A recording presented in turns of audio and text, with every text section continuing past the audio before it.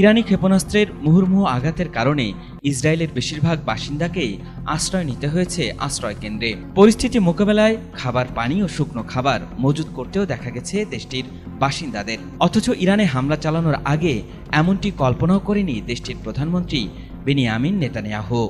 এখন পরিস্থিতি এতটাই জটিল রূপ নিয়েছে যে শেষ পর্যন্ত নেতানিয়াহুকে সোমবার হতে যাওয়া ছেলের বিয়ের দিনক্ষণও পেছাতে হয়েছে। এমন পরিস্থিতিতে ইরানের হামলার ভয়ে হতবিহ্বল ও ভীত হয়ে পড়েছেন ইসরায়েলিরা। মার্কিন সংবাদ মাধ্যম সিএনএনের জেরুজালেম প্রতিনিধি জেরেমি ডায়মন্ড জানিয়েছেন, ইরানি হামলার পর তেল আবিবের রাস্তায় ধ্বংসাবশেষ ছড়িয়ে ছিটিয়ে থাকতে দেখেছেন তিনি। সেখানে উদ্ধারকারী ও সামরিক কর্মীরা ধ্বংসস্তূপের মধ্যে তল্লাশি চালাচ্ছিলেন। তিনি জানান, এমন দৃশ্য দেখে মনে হয়েছে 4টি ব্যালিস্টিক ক্ষেপণাস্ত্রের আঘাতে